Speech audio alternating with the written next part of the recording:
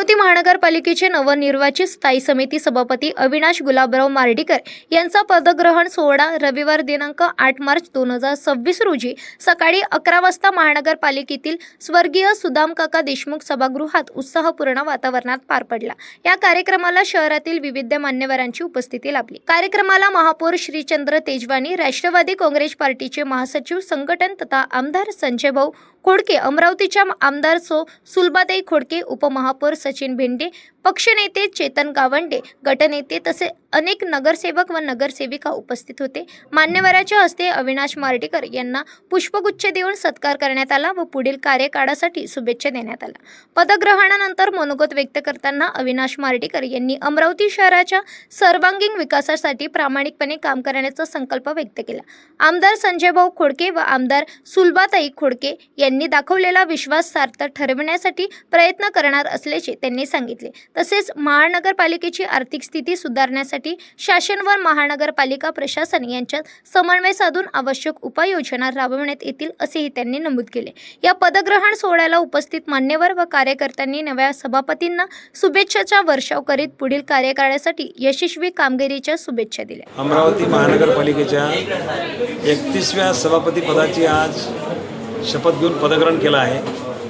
अमरावती महानगरपालिकेला जी आजची परिस्थिती आहे ती परिस्थिती अतिशय आर्थिक बिकट आहे। या परिस्थितीतून मार्गक्रमण करत शहराला उत्पन्नाचे स्रोत निर्माण करण्याच्या संदर्भात चर्चा करून कसे नव्यानं स्रोत निर्माण करता येईल, उत्पन्न वाढवता येईल, त्याचप्रमाणे शासन स्तरावरून मोठ्या प्रमाणात निधी उपलब्ध करण्यासाठी प्रयत्न केला जाईल। अमरावती महानगरपालिकेला 6,41,000 लोकसंख्या असताना LBTचा जो दर ठरवला होता तो फार कमी आहे। आज महानगरपालिका क्षेत्रातली लोकसंख्या 9 लाखापर्यंत गेली आहे। त्यामुळे LBTच्या माध्यमातून मिळणारा जो निधी आहे शासन स्तरावरचा तो निधी किमान 47 कोटीपर्यंत जर भेटला तर अमरावती महानगरपालिकेमध्ये ही जी तूट सध्या महानगरपालिकेमध्ये आहे किंवा जो स्पील आहे, लोकांचं दायित्व आहे, हे कमी करण्यासाठी मदत होईल आणि विकासाला सुद्धा चांगल्या पद्धतीची गती मिळेल।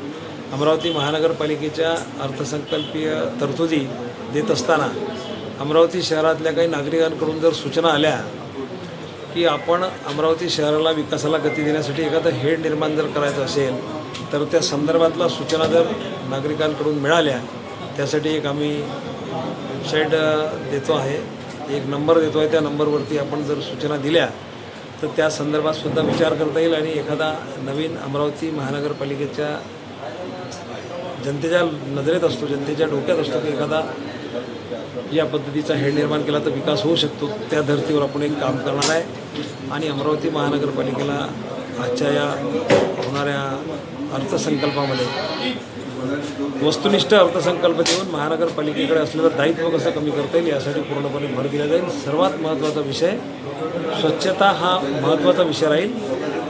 त्यासाठी अर्थसंकल्पीय तरतुदीमध्ये काही जास्त तरतुदी करायच्या असेल तरी केल्या जातील, परंतु मागच्या 3.5 वर्षाच्या काळात जे स्वच्छता पूर्ण खोळंबलेली आहे त्याला गती देण्यासाठी माझा आणि आमच्या सर्व महानगरपालिकेचा प्रयत्न राहील।